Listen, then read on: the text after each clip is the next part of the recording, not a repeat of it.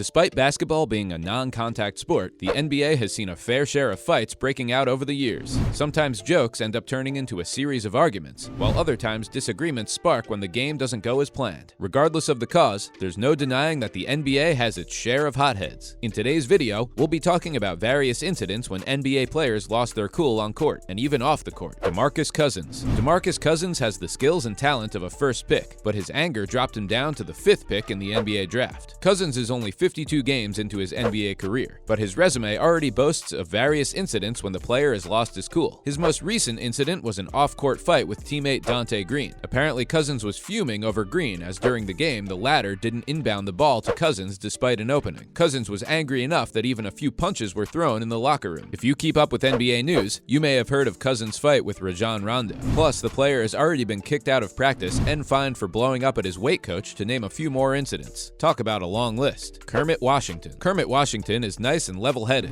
unless you mess with people close to him. One such player that was close to Washington is Kareem Abdul-Jabbar. Washington even went on to say that playing with Jabbar was like a dream come true for him. The normally calm man did a complete 180 when players messed with Kareem. He got into a brawl when members of the Buffalo Brave laid a hard foul on Jabbar during the 1977 season. A few months later, when Jabbar got into a fight at a Houston Rockets game, Washington was quick to jump in and back up his buddy. It seemed that Washington was so into the moment that when he saw Rudy Tomjanovich running towards him, the former didn't think twice about landing a hard punch. Turns out that Tomjanovich was only trying to break up the fight, but ended up with a hard blow that could have possibly killed him. Fortunately, Tomjanovich was able to make it out alive. Andre Miller. Many remember Andre Miller as the NBA player who shoved Blake Griffin in the back into the 3rd row. If you ask us, it's a bit unfair considering that Miller has many other moments which prove him to be quite the hothead. For instance, during this recent season, Miller butted heads against the coach Nate McMillan. The fight got so loud that Miller's teammates could hear the two even through closed doors. Many were certain that the verbal fight might turn into a physical one. In another instance, he got really angry during a game, taking his anger out on a basketball, which he heaved into the stands. His actions earned him a suspension. As you can see from the incidents mentioned earlier, Miller is quite a hothead. Jim Loskatoff. Another player whose loyalty powered his anger was Jim Loskatoff. He was also known amongst peers and fans as Jungle Jim. The player's nickname should give you a good idea of the player's temper. Bill Russell was able to rule over the basketball landscape for more than a decade thanks to the fact that Loskatoff didn't let anyone mess with Russell. Must have been nice for Russell to have such a loyal teammate, no? Latrell Sprewell. Now, unlike most of the NBA players in our video, Latrell Sprewell doesn't really have a very long list of moments when he lost his cool. But where he lacks in quantity, Sprewell makes up for it in terms of intensity. A handful of incidents are enough for the other players to be cautious around Sprewell. Perhaps the most shocking moment was when Sprewell strangled his coach PJ Carlesimo at practice in a fit of rage. Carlesimo has a history of getting under the skin of players, so it's not hard to imagine that Sprewell burst a vein while dealing with the coach.